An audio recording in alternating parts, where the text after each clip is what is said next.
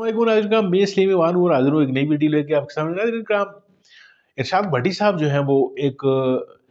पाकिस्तान के मशहूर एंकर हैं, अपना व्लॉग भी करते हैं और बड़े बाखबर साफ़ी भी हैं। नाज़रीन किराम, इनकी एक वीडियो जो है वो आपको मैं जो दिखाने जा रहा हूँ, इसमें इन्होंने कुछ इंकशाफात किए हैं कि पीटीआई को अब बैकडोर जो है वो राब्ते वो मिलने लगे हैं। और जिस तरह कि आपने गुज़श्ता दिनों में एक खबर सुनी थी कि पेशावर में जो है वो कोर कमांडर के दफ्तर में पीटीआई के कुछ लोग जो हैं वहाँ पे गए, इफ्तार पार्टी का कोई एक सीन आपने सुना। तो उस हवाले से भी इरशाद भट्टी साहब जो है वो अंदर की खबर लेकर आए हैं। आप आइए ज़रा वीडियो देखते हैं, फिर इसके ऊपर बात करते हैं। जी अस्सलाम वालेकुम वरहमतुल्लाहि वबरकातुहू। पाकिस्तानी सियासत बड़े दिलचस्प मरहले में दाखिल हो चुकी है। पाकिस्तानी सियासत बड़े दिलचस्प मरहले में है। एक तरफ तहरीके इंसाफ के हालात व वाक़यात में बेहतरी के आसार नज़र आ रहे हैं। पिछले 3 सालों से मुसलसल गर्म हवाओं में घिरी तहरीक इंसाफ, मुसलसल क्रैकडाउन में घिरी तहरीक इंसाफ, मुसलसल आजमाइशों में घिरी तहरीक इंसाफ, मुसलसल मुश्किलों का सामना करती तहरीक इंसाफ अब सांस लेती नज़र आ रही है, बेहतर नज़र आ रही है। वजह सुना जा रहा है कि बैकडोर मुज़ाकरात या बातचीत के लिए माहौल बन चुका है, और कुछ तो कह रहे हैं कि माहौल नहीं बन चुका, बातचीत शुरू हो चुकी है। और इस हवाले से अली अमीन गंडापुर की काबीना समेत कोर कमांडर पेशावर से कोर कमांडर हाउस पेशावर में मुलाकात को बड़ी अहमियत दी जा रही है। तहरीक इंसाफ ने इस मुलाकात की तस्दीक की है। हाँ, ये ज़रूर कहा है कि काबीना अरकान खैबर पख्तूनख्वा के काबीना अरकान इफ्तार डिनर पर गए थे कोर कमांडर हाउस, अली अमीन गंडापुर नहीं गए थे। और हमसे क्यों पूछते हो, उनसे पूछो जिन्होंने बुलाया था। मतलब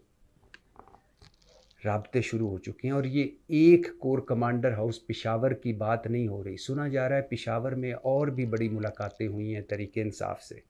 और तहरीक इंसाफ से और भी बड़ी मुलाकातें की गई हैं। एक तरफ ये, दूसरी तरफ असद कैसर और तहरीक इंसाफ के 2 और सियासतदान इस्लामाबाद में कुछ खुफिया मुलाकातें कर चुके हैं। गो के एक तरफ तहरीक इंसाफ ग्रैंड अलाइंस बनाने की कोशिश कर रही है, धांधली के ख़िलाफ़, मखसूस नशिस्तों के ख़िलाफ़, जजेस को के 6 जजेस के ख़त पर, और महंगाई, बेरोज़गारी, गुर्बत पर, मैंडेट चोरी पर, और ईद के बाद जलसे, जलूस और एहतजाज का प्रोग्राम बना रही है। लेकिन दूसरी तरफ बैकडोर राब्ते भी हो रहे हैं, मुलाकातें भी हो रही हैं। शायद इसी का नतीजा है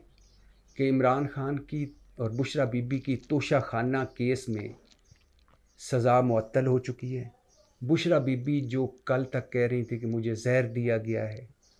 या टॉयलेट क्लीनर मेरे खाने में मिलाया गया, इमरान खान कह रहे थे कि बुशरा बीबी को, मुझे तोड़ने के लिए बुशरा बीबी को जहर दिया जा रहा है। वही बुशरा बीबी उसी जगह पर जहर की बात करके ये भी बता रही हैं कि मुझे बड़ा इज़्ज़त के साथ बनी गाला रखा जा रहा है, और मेरे कहने पर जब मैं चाहती हूँ वॉक कर लेती हूँ, जब मैं चाहती हूँ मेरे कमरे की खिड़कियाँ खोलना चाहती हूँ खिड़कियाँ खोल लूँ, बंद करना चाहूँ बंद कर लूँ। मतलब बेहतर पोजीशन में वो हैं। और साथ साथ अडियाला जेल हुकाम इमरान खान के साथ बैठने लग गए कि आप बताएं कि आपने किस दिन किसको मिलना है। मंगल को ख़ानदान वालों से मिलना है, जो आप कहेंगे आप उनसे मिलें। जुमेरात को पार्टी क़यादत या पार्टी के सियासतदानों और वकला से मिलना है, बिल्कुल मिलें। और पहली दफ़ा पूरी पार्टी के जो मेन ओहदेदार थे वो इमरान खान से अडयाला जेल में 8 महीनों में पहली दफ़ा मिले। शायद ये इसी बैकडोर माहौल का या बेहतर हालातों वाक़यात का असर है कि इमरान खान और बुशरा बीबी के मुसलसल इसरार के बावजूद बुशरा बीबी को अडयाला जेल नहीं मुंतकिल किया जा रहा। और अब तो सुना जा रहा है कि शायद इमरान खान को बनी गाला शिफ्ट कर दिया जाए। और शायद ये हालात व वाक़यात का बेहतर होना ही है कि इमरान खान का यके बाद दीगरे लोअर कोर्ट्स में 10 मुकदमों में बरी हो जाना, और शायद ये حالات و واقعات کا بہتر ہونا ہی ہے کہ پنجاب اسمبلی میں تحریک انصاف کا اپوزیشن لیڈر ہو جانا اور قومی اسمبلی میں عمر ایوب کا اپوزیشن لیڈر بن جانا، اور شاید یہ حالات و واقعات کا بہتر ہونا ہی ہے کہ علی امین گنڈا پور وفاق کے ساتھ بہتر تعلقات چاہتے ہیں اور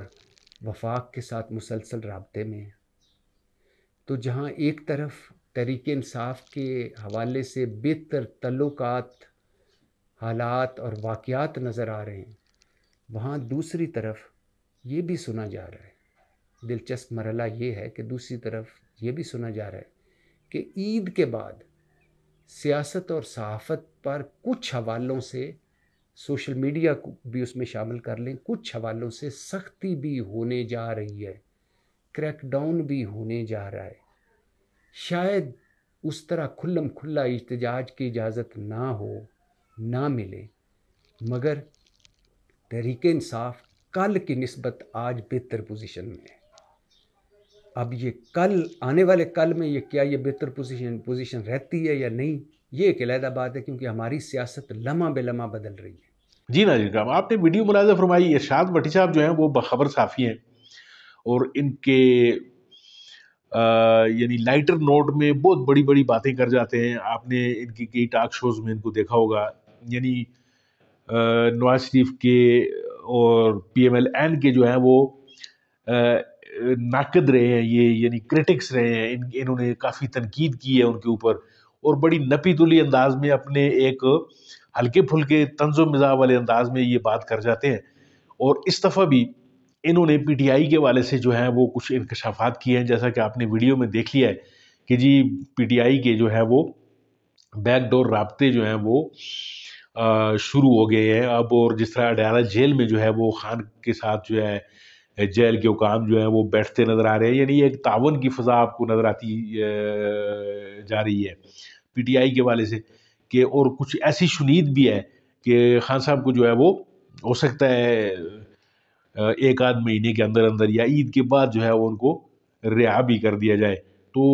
جیسا کہ آپ نے دیکھ لیا سائفر کیس میں، پھر وہ دیگر جو بڑے جو کیسز تھے خان صاحب کے، ان میں جو ہے وہ ایک ایسی فضا نظر آ رہی ہے جو اس کو آپ عدلیہ کا ہائر عدلیہ جو ہے اس کی جو ہے وہ انڈیپینڈنٹ ہونا بھی قرار دے سکتے ہیں کہ جی انہوں نے جو فیصلے ہیں وہ کسی دباؤ کے بغیر کر رہے ہیں، یا جس طرح یہ 6 ججز جو ہیں انہوں نے ایک بہادری کا ثبوت دیتے ہوئے یعنی دباؤ قبول کرنے سے انہوں نے انکار کیا، اس کو آپ وہ رزلٹ بھی دے سکتے ہیں، لیکن جو اندر کے جو لوگ ہیں، یا جس طرح ارشاد بھٹی صاحب فرما رہے ہیں کہ اس کو آپ یہ رنگ بھی دے سکتے ہیں کہ جیسے اسٹیبلشمنٹ کے اور جو پی ٹی آئی ہے ان کے درمیان جو برف ہے وہ پگھلنے لگی ہے، اور بہت زیادہ ممکن ہے کہ خان صاحب جو ہیں وہ عید کے بعد رہا بھی ہو جائیں، اور پی ٹی آئی اور جو اسٹیبلشمنٹ یا فوج کے درمیان جو غلط فہمیاں جو تھیں یا جو بھی چیزیں تھیں وہ ختم ہونے جا رہی ہیں۔ تو یہ خوش آئند بات بھی اسے کہہ سکتے ہیں ناظرین کا، لیکن مجھے لگتا یہ نہیں ہے کہ عمران خان صاحب جو ہے وہ اب دوبارہ کسی اقتدار کے چکر میں جو ہے وہ فوج کے ساتھ ملا کے کوئی ایسی گیم کریں گے، مجھے یہ نہیں لگتا، کیونکہ انہوں نے بڑا ابتلاء کا دور بھی دیکھ لیا، پھر انہوں نے جو ہے وہ ایک مزاحمت کا وہ ایک استعارہ بن گئے، پھر پوری قوم نے جو ہے وہ ان کے ساتھ کھڑا ہونا جو ہے وہ پسند کیا، اس واسطے کہ عمران خان صاحب نے بہادری کا ثبوت دیا، بھاگے نہیں۔ تو اب میرا خیال ہے وہ اگر عمران خان صاحب جو ہے وہ سول سپریمیسی سے ہٹیں گے،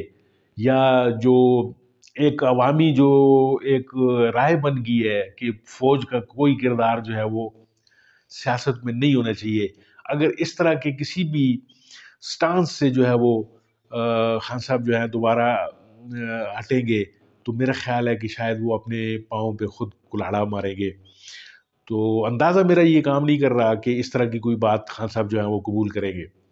ہاں، باقی رہ گئی ان کی بات کہ فوج اپنی فوج ہے، یہ نعرہ انہوں نے کافی پہلے بھی لگایا تھا، اب بھی لگاتے ہیں وہ، اور ہم سب بھی، عوام بھی یہی کہتی ہے کہ ہماری اپنی اسٹیبلشمنٹ ہے، ہماری اپنی فوج ہے، ہم عوام جو ہیں وہ اسٹیبلشمنٹ اور فوج کے خلاف کیوں ہوں؟ اور اسی طرح کا جو ہے ایک میسج جو ہے وہ عوام کی طرف سے گیا ہے فوج کے والے سے کہ بس اب بہت ہو گیا، فوج کو اب مزید سیاست کے اندر جو ہے وہ عمل دخل جو ہے وہ بند کرنا پڑے گا، کیونکہ فوج کی اپنی عزت اسی میں ہے اور حرمت اسی میں ہے کہ فوج جو ہے وہ بارڈرز پہ جائے یا جو بھی ان کے اپنے کام ہے سیاست میں ان کا جو ہے وہ عمل دخل ان کو بہرحال ختم کرنا پڑے گا۔ تو ارشاد بھٹی کی ان باتوں کو ہم خوش آئندی سمجھتے ہیں اور امید یہ کرتے ہیں کہ عمران خان صاحب جو ہیں وہ سول سپریمیسی کی بات بھی کریں گے، اور جس طرح کا لیڈر ہم نے عمران خان صاحب کو پایا ہے اس میں یہ بات تو بالکل کنفرم ہے کہ وہ نواز شریف کی طرح بوٹ چاٹ قسم کے لیڈر ثابت نہیں ہوں گے، اور کسی کے بھی نیچے لگ کے وہ حکومت میں آنا شاید اب پسند نہ کرے۔ ناظرین کرام، بہت بہت شکریہ آپ کا ویڈیو دیکھنے کے لیے۔ امید ہے آپ کو یہ ویڈیو اچھی لگی ہوگی۔ اگر یہ ویڈیو آپ کو اچھی لگی ہے تو اسے لائک کیجئے، میرے چینل کو سبسکرائب کیجئے۔ ملتے ہیں آپ کے ساتھ کسی اور ویڈیو میں کسی اور موضوع کے ساتھ، تب تک کے لیے اللہ حافظ۔